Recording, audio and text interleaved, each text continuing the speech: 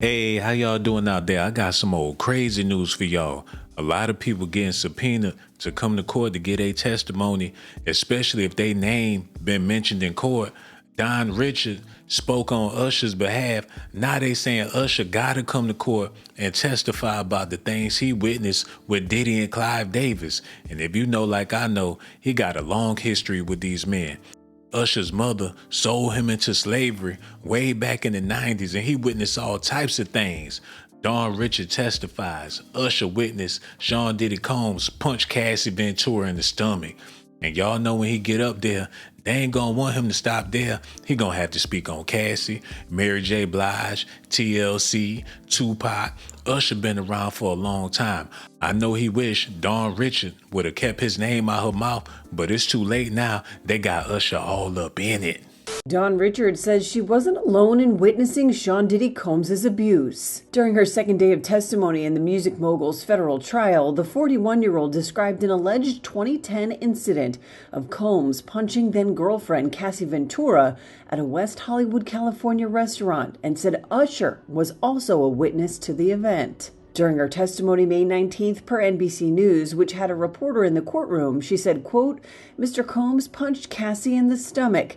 They were having a private conversation and then he punched her in the stomach. She immediately leaned over and left. In addition to Usher, Richard, who was a member of the girl group Danity Kane, which was formed on Combs' show Making the Band in 2004, alleged that other musicians, including singer Neo, record exec Jimmy Iovine, and rapper Big Daddy Kane were present as well. When Richard and Ventura got into a car to leave after the alleged restaurant incident, Richard said another physical altercation took place between Combs, who has pleaded not guilty to all charges, and his then-girlfriend. She continues in her testimony, quote, We got in the car to head back to her house. Combs grabbed her, slapped her, popped her in the mouth, and told her to shut the up.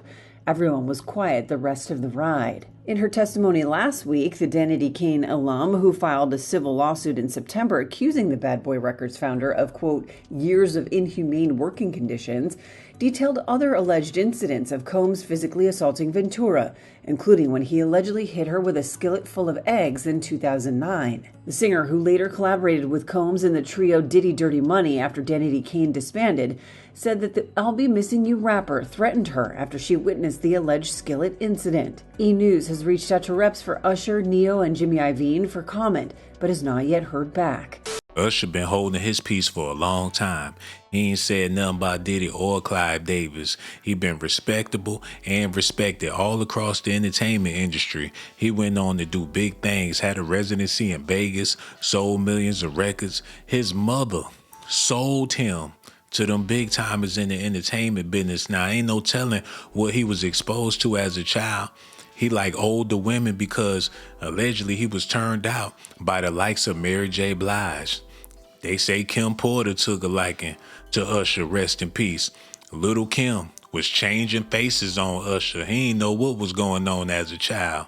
His mother need to be held accountable too because they got a love-hate relationship. She was his manager. Then he fired his mama, then married some old ass lady that his mother didn't approve of just to spite his mother. And then he turned around and married some lady looked like she from Saudi Arabia somewhere, the Jamaican Sade.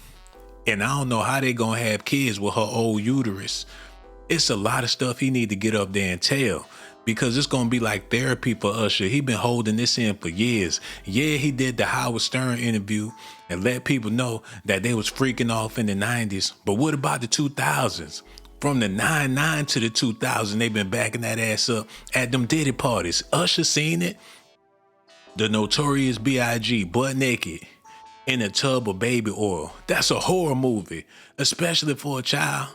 Even a grown person would throw up in the bathtub and leave Biggie swimming in it. And that'll add more disgust to make more throw up come up out your body. People was leaving the courtroom today talking about how Don Richardson got destroyed by Diddy's team for even mentioning Usher. Now it's looking like he gonna have to come to court and tell his side of the story. Patriots literally just stepping out of court This is crazy, guys. I was in the actual courtroom. I got in there, my man KK, it worked. Diddy made eye contact with me, looked at me and waved hello. He looked around and waved hello to me. Oh my God, this is crazy. So lots of stuff happening. Dawn Richard took the stand again. And guys, I hate to say it, the lawyer for Diddy, Miss Westmoreland is her name. She's a bulldog. I told her that. I saw her out in the hallway during a break. I was like, you are good. And she's like, thank you. But I mean, Miss Westmoreland destroyed Dawn Richards on the stand. I hate to say it, but that's what everybody coming out is going to say, that Dawn Richard was just totally discredited on the stand. Why? Because she had 8 different meetings with the feds, the government. Oh man, is that Gene Deal? Yes. That'd be me. Can I say hey to you for a second on my TikTok? Guys, this is Gene Deal. Yeah, I've been reporting on you for a while, man. I'm Secret Service Sam. Guys, this is Gene Deal. Gene Deal, how are you feeling, my friend? Give my Patriots an exclusive. What do you think's going on in there? Guys, Gene Deal is the main man. He's the bodyguard. He has been the one leading the entire front on this Diddy campaign. That's it, right? Right? I mean, besides Jaguar Wright, you're the most credible person we have. You're Diddy's ex-bodyguard. Tell the folks, man. You don't want to say much? Come on, you already Gene. did it, Playboy. Come on, Gene. You're always saying something. Give him something here. What do you think? You think Diddy's going to get off, or you think what are we looking like? I think the prosecution is doing a great job. They need to keep up the good work. Right. I think they went real lenient on them because they could have hit him with way more charges right. than they did, and that's it. What do you think about Dawn Richard? Miss Westmoreland was like, the lawyer was destroying her on the stand, her credibility. She had 8 different times she met with the feds, and they're like, why did you not mention anything about Diddy threatening your life and all that time? Do you believe Dawn Richard? A lot of people are traumatized, man. You know, you got to look at it that way. You know what I'm saying? You got to look at something that this guy holding their life in their hands. Right, and that makes a difference. Hey, I appreciate you, man. Right. Thank you for everything you do. All right. Thank you. Guys, that's Gene Deal. Thank you. Okay. Oh, that's an exclusive. Hey, how are you doing? Thank you, sir. I started following you too after I told you about that suit you had. Oh, you did? Thank you. I appreciate that. Like, wait, is that Secret Sam? Follow him. Like, okay. You're the man. Thank you. Sam, guys. That's me. Thank you, guys. Appreciate it. Thank you. Guys, this was amazing. Just got an exclusive with Gene Deal. I'm getting recognized here. It's so much love here. Hope you guys appreciate my coverage. That should go massively viral. That was Gene Deal, the main security guard for Diddy, and probably the most trusted and believed source. And I just got you an exclusive. Look, everybody's chasing him. Secret Service Sam just has the conversation. Love you guys. Secret Service. Usher better hurry up and get in that courtroom before they let Gene Deal up in there, because he let the world know how Usher was bleeding from the booty after he was in that room with Diddy. They had to rush him to the hospital. That Astro Glide didn't even make it smooth enough for Usher because he was still a child. Playing all that baseball, Diddy took him to first base, third base, and second base, and before he could limp off to get back in the car, they had to take him to the hospital because Diddy hit a home run on that ass. I feel for Usher. I feel for all them celebrities that's getting subpoenaed, gotta show up to court, gotta take out their schedule, stop what they doing, just so they could go down to the court and flat out embarrass themselves. It's gonna be heartbreaking to hear Usher give his testimony about how old Clive Davis put them vampire teeth in his neck, made him suck it, and do a whole bunch of other freaky stuff. Allegedly, we don't know this stuff for sure, but people been talking about this for years, man. And you know, it would be good to hear it coming from a celebrity over these bloggers and people that just get on YouTube trying to get views, saying anything that come off of the top of their head, trying to get clicks over nonsense. We want to hear Usher tell it. There's people that been breaking down what Cassie's homegirl went through because they was all on crack during the time Diddy was dealing with them. Cassie was on it. Her best friend was on it. Her parents looked like some crackheads coming up there talking about how they had to put the house up for $20,000. They had to get a lien on the house to keep a sex tape from coming out on Cassie, and then Diddy turned around and gave the money back. You got people dead broke, doing bad, still freaking off, bad knees, bad back. Now Diddy in court, and all they can do is go up there and talk about how they've been freaking off for the past 20 years and ain't got nothing to show for it. Man, this ain't nothing but a mess. Cassie's best friend Morgan went up there and told them people some things, but if Usher get up there, his testimony gonna be a whole lot worse than this. Carrie Morgan, who is Cassie's former best friend, is on the stand testifying against Diddy. They are on a lunch break, and she'll be back to continue her testimony after lunch. Carrie and Cassie were best friends for over 17 years. She met Cassie on a modeling shoot when they were teenagers, and they lived together in Manhattan and were inseparable until 2018. That is when Carrie said Diddy physically her, and she ended their friendship for good. In taking the stand, she told the court she did not want to be there. She said, "I've moved on from all these people and their problems," and that she was testifying because she was subpoenaed. Carrie said Cassie changed once she got into a relationship with Diddy. She lost her confidence big time, and she lost her spark. In terms of Diddy's jealousy, she said that he would call Cassie over 50 times in a row, screaming at her, criticizing her looks, and questioning who she was talking to. He said Cassie felt like she couldn't leave because he controlled everything from her job to her car to her apartment. She felt like she was trapped. When talking about Cassie doing substances before Diddy, she said that Cassie did not. But she said Diddy often provided substances like X, Molly, and Mary J. She said that Diddy would be doing all of these substances, but that sometimes she and Cassie would do OP8s together. When talking about Diddy's presence, she said that it was dominating and unpredictable. Talking about physical, said the first time she saw him getting physical with Cassie was in a house in Hollywood Hills. She says Diddy and Cassie were arguing in the bedroom while she stood in the foyer. She said she saw Diddy pushing Cassie and possibly and her too. He said Cassie did not fight back and that Carrie yelled at Ruben, who is Diddy's security, to do something, and he did not. In fact, she said Ruben refused. Afterwards, her and Cassie ran out of the house and hid behind a neighbor's front steps for 30 minutes as Diddy searched for them. Second major alleged that she witnessed was in Jamaica in 2013. Cassie was taking too long in the bathroom and Diddy snapped. She heard gut-wrenching, terrifying screams and then saw Diddy dragging Cassie by the hair down the hallway. She alleged she saw Diddy push Cassie to the ground. Cassie hit on the brick and collapsed into a loose fetal position. Carrie said she thought Cassie was unconscious. Cassie later ran barefoot into the woods and that she and Diddy got on separate golf carts looking for Cassie. She found Cassie and they hid in a ditch for hours. The other incident was the hotel surveillance incident at the Intercontinental Hotel. Said when Cassie came home, she was wearing a hoodie, she had a black eye, and she collapsed on the couch and appeared numb. 30 minutes later, Diddy showed up banging on the door with a hammer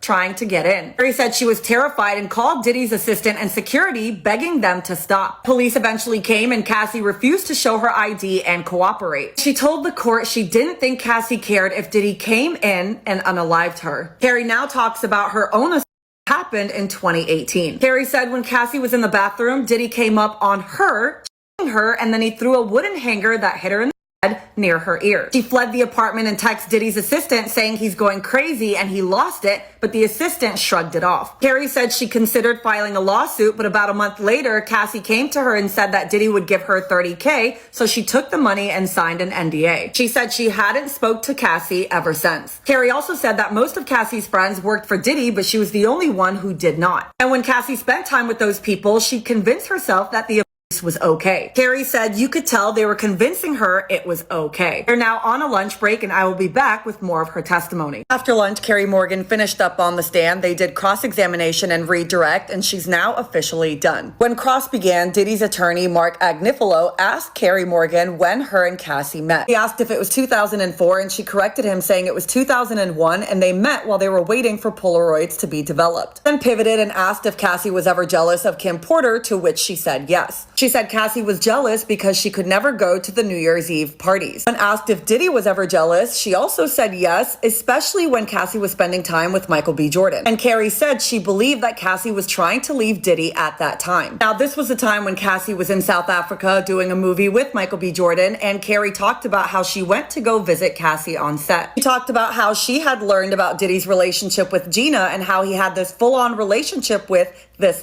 girl. When asked why she called Gina that, she said she acted like it and she was younger than us. Carrie said Cassie found out about it and she wouldn't go away. He wouldn't leave her, so it just went on for a really long time. Carrie also testified that when she went to South Africa to see Cassie, Diddy's assistant was there who they're calling Mia, and Mia is supposed to be a witness. Carrie said she was pretty close to Cassie, close enough that she came with her to South Africa to help her out. Cassie had testified last week that this person they're calling Mia had witnessed Diddy physically abuse her. Mark Agnifilo then asked Carrie why she and Cassie stopped speaking. You could tell by his line of questioning that he was trying to paint the picture that if Cassie meant so much to Carrie and if they had this 17-year plus friendship, why was it so easy for her to walk away and only for $30,000? But Carrie said she did not support me when Sean assaulted me, and I draw the line at assault. It also gave more information about what happened that day in 2018 when Diddy with a wooden hanger. Diddy's attorney asked her if she and Cassie were using substances that day because obviously they're trying to paint the picture that that was the reason Diddy went off. He said no, Diddy was angry because he wanted to know who Cassie was cheating on him with. Now remember, this is 2018, which means it's likely her now husband, Alex Fine. Because of Diddy's alleged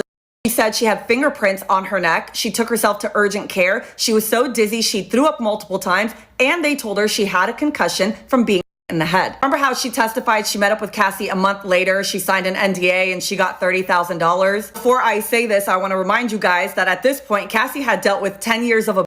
We are not going to point fingers or blame her at all. Carrie said she had met with Cassie a month later at a pizza spot at a Hollywood hotel. That was the last time she had spoken to Cassie, and she said Cassie did not take her seriously. In fact, Cassie accused Carrie for over-exaggerating the situation. You have to remember, Cassie had dealt with 10 years of the most psychotic, scariest situations she's ever been put in. So I could understand her mental thought at this point, but obviously for Carrie, who had never been through it, she's like, wow, my friend is not supporting me, and that is when she ended the friendship. At one point during Cross, Diddy's attorney showed her a book, and it was Louis Hay's Self-Help Affirmations, and asked why she sent these words of encouragement to Diddy. She said, I don't remember sending that. Diddy's attorney also tried to point out that Carrie is saying she went to urgent care, but in her interview, she said she went to the hospital. Why does that matter? Again, they're trying to show inconsistencies, but I don't think the jury's gonna care. Back on redirect, they brought up Jamaica once again. When asked what exactly happened, she said he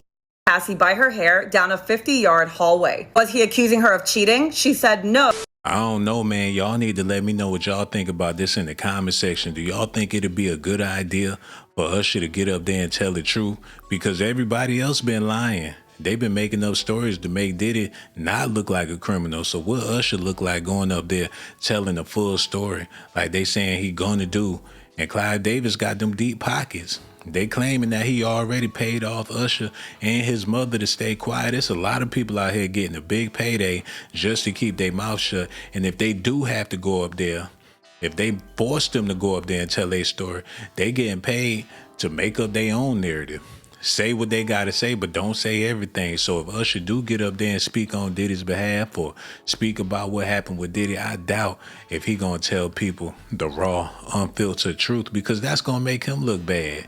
Unless he gonna get paid to make himself look bad, and the media is so desperate for news, they might just do that. I don't know how this gonna go, but we gonna have to see. That's the rumor out here. Allegedly, Usher gonna be taking a stand. Eventually, they trying to get as many celebrities up there as possible. Y'all let me know what y'all think about this in the comment section, man. I got so much love for y'all. Do me a favor, hit that like button, hit that notification button too. And one more thing, subscribe to my channel if that's what you want. Subscribe to my channel if that's what you want. But if that's not what you like, then you must be a punk. Hold on now, here we go. Who is this?